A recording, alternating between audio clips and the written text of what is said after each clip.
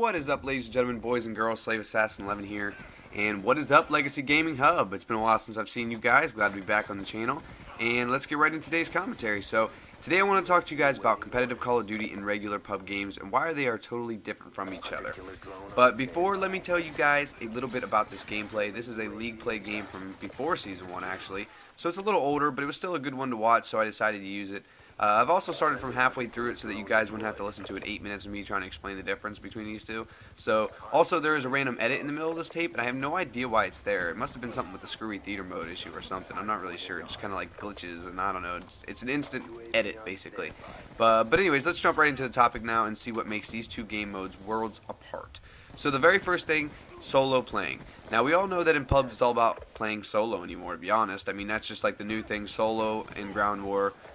Domination really is what's the big thing that's catching on with the high kills and stuff. So, you know, the goal of that is to get as many kills as possible whether you win or not. In reality, a lot of people don't care about their solo pub win-loss because it's really hard. I mean, I've had times where I've got 7,000 points in domination and I've still lost. Like, my team still got smashed because I can't do everything, and that just happens sometimes. So, in solo pubs, it doesn't really matter as much. But in League play or GB or anything else along those lines, it's all about partying up for the win. So if you go into solo play, and if you go into League play, I should say, solo, you're going to get crushed. It's very hard to win when you usually can't even speak to your teammates because they don't have a mic or they're in a party. So pubs are okay for solo, but League play is usually not okay. The second difference, gameplay speed. Now, don't get me wrong, I love rushing around the enemy spawns and trying to funnel in the kills, but in League play, that tactic will almost always earn you a loss. You have to head glitch a lot more. You have to have patience for them to come to you. That way you can securely earn the kill. You know, you don't want to run out and get yourself killed for no reason. That's just dumb. It doesn't make any sense. Playing smart is also factored into the gameplay. For example, a 2v1 or something in search. I couldn't tell you how many times I've clutched in search. I've had over 20 recorded 6-man clutches from MW3. Like, legit, everyone's dead but me, and I ended up clutching 6-man feed. Now, granted, I used to play hardcore, so it was a little bit easier to kill people, but it doesn't really matter. I still was able to outsmart people. And you know why? Because I played smart and I had patience. I sat back and I waited for them to come to me. I can't stand when it's a clutch situation and the kids just rush around and, you know, try to get into the enemy spawn and stuff. It doesn't make any sense. So, in pubs, I understand it. I understand in pubs, but when you come at it into your competitive, when you do that in competitive, you're really hurting your teammates more than anything. So, it's not something you should do to your teammates. Let's put it that way. And the last thing I want to talk about is the community surrounding these two.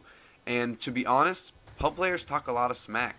And you know that, I know that, we all know that pub players just, for some odd reason, just keep talking. And we don't understand why, because most of them haven't done anything.